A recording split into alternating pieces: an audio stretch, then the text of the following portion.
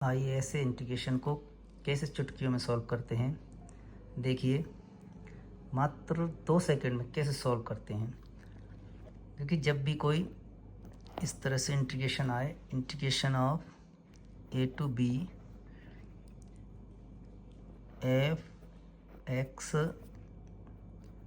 Plus f dash x integration of dx, तो इसका integration होता है एफ एक्स प्लस सी, यानी एक फंक्शन जिसका दूसरा फंक्शन अवकलन हो और वो दोनों प्लस से जुड़े हुए हैं, तो वह फंक्शन हमारा इसका इंटीग्रेशन एफ एक्स फंक्शन है, वही हमारा इंटीग्रेशन हो जाता है।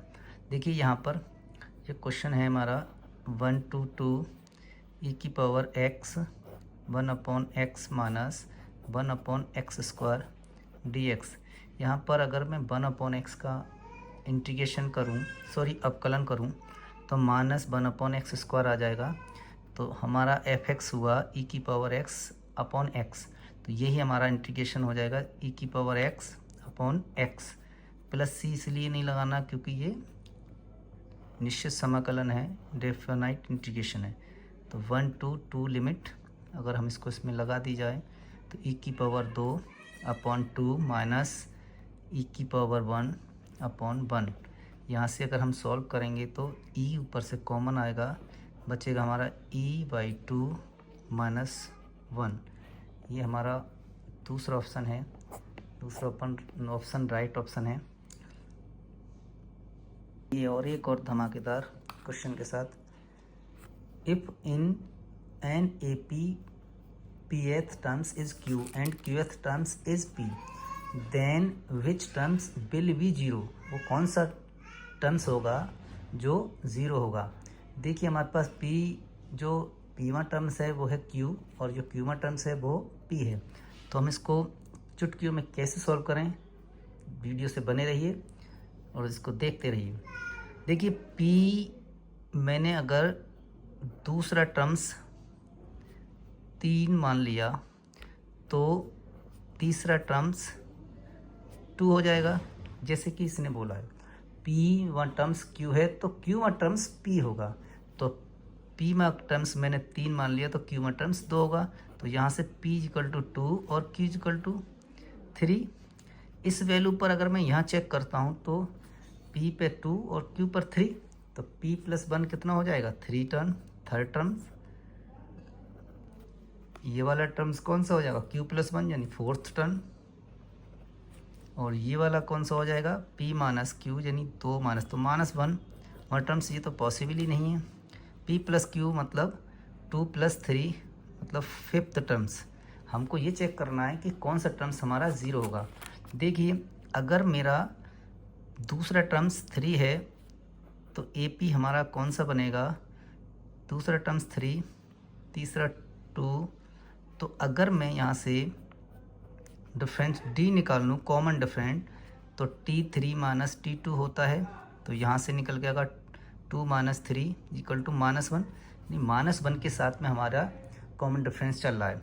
तो मैं इसको अगर -1 करूँ 2 में से तो 1 बचेगा, फिर -1 करूँ तो क्या आएगा 0 आएगा। ये हमारा दूसरे टर्म से हमने सीरीज़ शुरू की थी, तो पहला टर्म्स क्या होगा इसका 4, तब ये हमारी सीरीज़ बन के आएगी 4 3 2 1 0। तो कौन सा टर्म्स हमारा ज़ीरो बनना है, पहला, दूसरा, तीसरा, चौथा, पाँचवा। तो फिफ्थ टर्म्स हमारा क्या है is zero, fifth term is zero. तो कौन सा ऑप्शन हमारा सही होगा, p + q1 terms fifth terms था, यही हमारा राइट आंसर है। आइए चलते हैं नेक्स्ट क्वेश्चन की तरफ। क्वेश्चन है limit n tends to infinity 1 + sin a/n की power n is equal to e की पावर a, e की पावर 2e और 0। देखिए जब भी हमारा 1 की पावर इन्फिनिटी की फॉर्म बन जाए तो ये रूल लगाना होता है, ये विधि लगानी होती है, ये मेथड लगाना होता है इसको इजी बनाने के लिए। तो यहाँ अगर हम चेक करें, ये वैल्यू मैं यहाँ पुट करता हूँ तो इन्फिनिटी यहाँ पुट करूँगा तो ये क्या हो जाएगा 0। साइन 0 की मान वैल्यू 1 होती है, 0 होती है। 1 + 0 1 हो जाएगा, और यहाँ इन्फिनिटी लगाऊंगा तो 1 की पावर क्या बनेगा इन्फिनिटी। तो ये हमारी फॉर्म बनी 1 की पावर इन्फिनिटी। तो जब जी ये फॉर्म बन जाए 1 की पावर इन्फिनिटी, तब हम इस फॉर्म को ऐसे लिखेंगे, limit n tends to infinity 1 plus sine 1 upon n की पावर n। इसको हम इस तरह से लिखेंगे, e की power limit n tends to infinity into ये जो छत दिख रही है, ये जो पावर दिख रही है, उसको हम पहले ले लेते हैं इनटू में, और जो फंक्शन है हमारा उसको यूँ का त्यों उतार देते हैं a अपॉन n, और इसमें से -1 हम माइनस कर देते हैं। 1 को माइनस कर दिया, ये कैंसिल आउट हुआ, e to the power limit n tends to infinity n into sine a upon n, ये बना हमारा। अगर मैं यहाँ पर a का मल्टीप्लाई और a का मैं डिवाइड कर दूँ, तो उससे हमें ये फ़ायदा हुआ, a तो हमारा बाहर आएगा और ये बचेगा e to the power a limit n tends to infinity. ये जो मैंने n अपॉन a लिखा है वो मैं ऐसे लिखूँगा, a अपॉन n, और नीचे इसको नीचे लेके जब जाऊँगा तो a अपॉन n बन जाएगा हमारा। और ये जो फंक्शन है, ये फंक्शन की वैल्यू 1 होती है, क्योंकि आपने पढ़ा होगा लिमिट, हम सब जानते हैं n tends to infinity sine n upon n, इसकी वैल्यू 1 होगी। तो यहाँ इसकी वैल्यू 1 हो जाती है। ये 1 क्या आएगा, e to the power a into 1, that is e की पावर a। आंसर e की पावर a, दूसरा ऑप्शन हमारा राइट आंसर है। चलते हैं एक और क्वेश्चन की तरफ, जो 99% लोग इसको गलत ही करके आते हैं एग्ज़ाम में। इस क्वेश्चन की ट्रिक देखकर मज़ा आ जाएगा। देखिए, ये क्वेश्चन बहुत इम्पोर्टेंट है, बार बार एग्ज़ाम में पूछता है। देखिए, ये हमारा इंटीग्रेशन है 0 to 1000 e to the power x minus greatest integer of x dx। इसका हमें इंटीग्रेशन निकालना है। तो देखिए, इसको हम ऐसे लिख सकते हैं, e to the power fractional part of x dx। चूँकि अब जानते हैं ग्रेटेस्ट इंटीजर जो होता है वो होता है, या यूँ कह लें ग्रेटेस्ट इंटीजर कोई फंक्शन है और वो function integer plus fractional part होता है, ठीक है। तो जहाँ से मैं जब ग्रेटेस्ट इंटीजर निकालूंगा तो x माइनस फ्रैक्शनल पार्ट हो जाएगा।